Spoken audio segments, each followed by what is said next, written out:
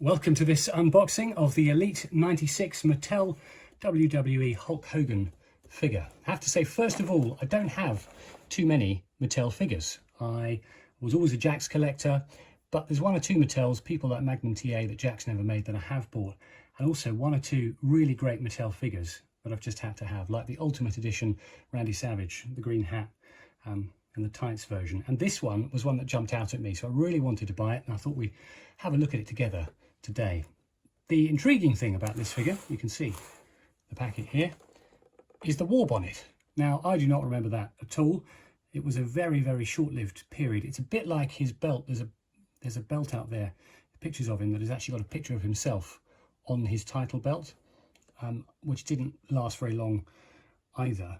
The war bonnet's a bit like that, so it's quite a fun curio, but it's not that piece of headwear that made me want to buy this figure. So let's have a look. First impressions, let's get it out of the box.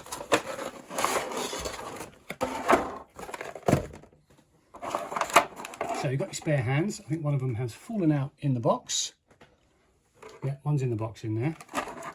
I'm not particularly bothered about spare hands, I have to say, as I'm not a Mattel collector. I can see the attraction if you're taking lots of photographs, but to me, they're just a bit irritating.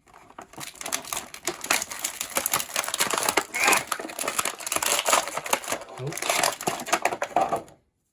And there's your man. Let's pop him right out. First of all, got to say, great tan.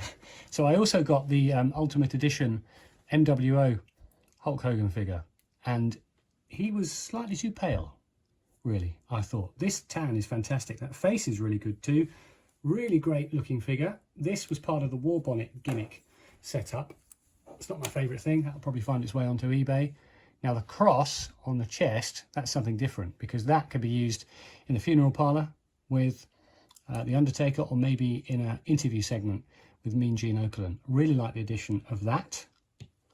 Let's put him over here. Make sure you can see him. And here is the war bonnet. Little star on the hand. Some really good detail on that. It's quite a fun, curious sort of thing to have. But for me, the real attraction of this figure is that. The Hulk Rules bandana. As far as I know, it's the first time that's been in the Mattel canon, so to speak, if that's the right word to use. So squeeze it onto his head. And there he is. With these problem with these things, they never quite fit. I think that looks pretty good. Now, I did make one previously with a Jakks R3 figure. That was it, wasn't it? The real scale technology. It had a Hulk Rules bandana. I took one of those heads and put it onto a Jakks figure, but it never quite looked right. I'll show you a picture of that.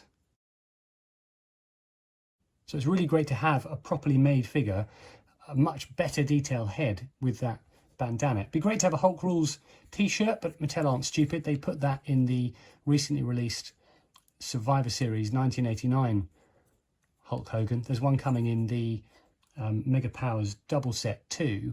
So it does make sense that, you know, they've put the cross in here, the bandana in here, but you've got to buy the other one to get the t-shirt. I've got a little custom one actually that I'm going to probably use for mine.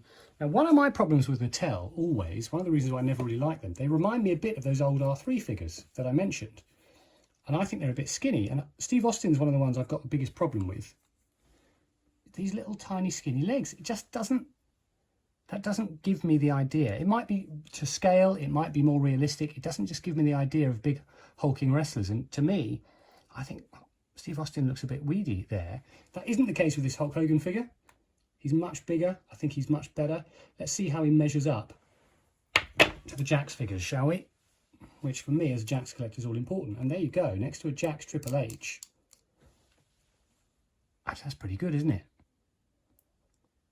I mean, you can say also the Mattel figures have massively developed over the years, but I think in terms of the general look, they're getting better and better and better. And I know it's all about scale. I know it's about getting them in the right proportions. And people will say all the Jakks figures look the same and they're a bit cartoony. But I want wrestlers to look, the wrestling figures to look like the wrestlers. I want them to be big and imposing. And I'll be honest with you, I don't think that Steve Austin figure does that. I think he just looks a bit I don't know, just looks a bit sorry for himself. Whereas this Hulk, he looks big. He looks like Hulk Hogan.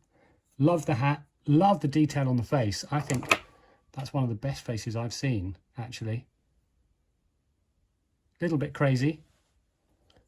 Some nice detail on that cross too, actually, you can see.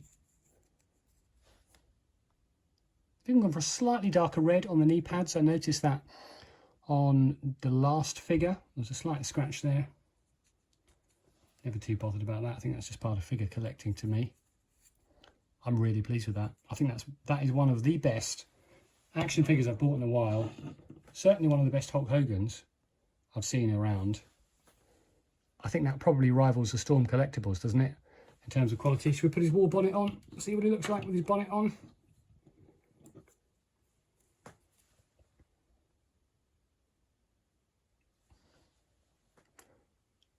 I think if you buy a figure and it basically delivers everything you've bought it for, then it lives up to your expectations, and that's what I wanted from it. I think it's absolutely fantastic. I think the detail's fantastic. I think his face is fantastic. I think the accessories are great.